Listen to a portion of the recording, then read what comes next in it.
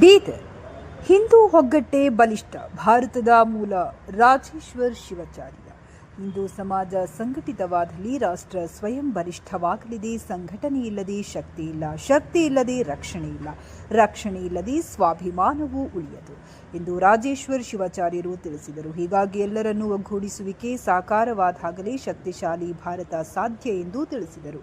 ಚಿಟಗುಪ್ಪ ಪಟ್ಟಣದಲ್ಲಿ ಹಮ್ಮಿಕೊಂಡಿದ್ದ ಹಿಂದೂ ಶೋಭಾಯಾತ್ರೆ ಅತಿ ವಿಜೃಂಭಣೆಯಿಂದ ಪಟ್ಟಣದ ಕೊಂಬಿವಾಡ ಹನುಮಾನ್ ಮಂದಿರದಲ್ಲಿ ಪೂಜೆ ಸಲ್ಲಿಸಿದ ಬಳಿಕ ಚಾಲನೆ ನೀಡಲಾಯಿತು. ಸಾಂಸ್ಕೃತಿಕ ವೈಭವದೊಂದಿಗೆ ಶೋಭಾಯಾತ್ರೆಯು ಹಿಂದೂ ಧರ್ಮದ ಮೂಲ ಸಂಸ್ಕೃತಿ ಹಾಗೂ ಪರಂಪರೆ ಬಿಂಬಿಸಿತು. ಪಟ್ಟಣವು ಕೇಸರಿಮಯ ಮಾಡಿತು. ಸಮಾಜ ಒಗ್ಗಟ್ಟಾದರೆ ಎಂಥದ್ದೇ ಸವಾಲು ಎದುರಿಸಲು ಸಾಧ್ಯ ಎಂಬುದಕ್ಕೆ ಇತಿಹಾಸವೇ ಸಾಕ್ಷಿ ಎಂದು ದತ್ತ ದಿಗಂಬರ ಶಂಕರಲಿಂಗ ಮಹಾರಾಜರು ತಿಳಿಸಿದರು.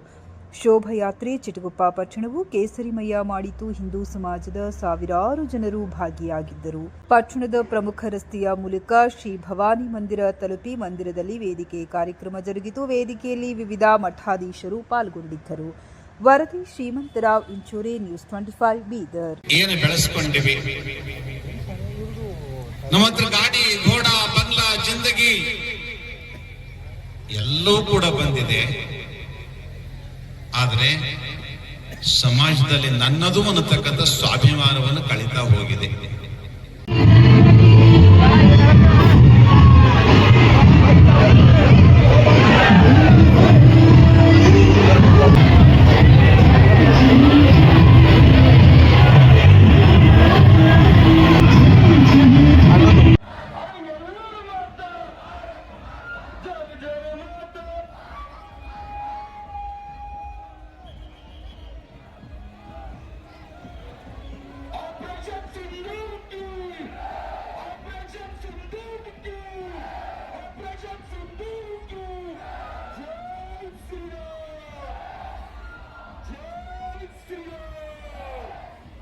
छत्रपति शिवाजी महाराज की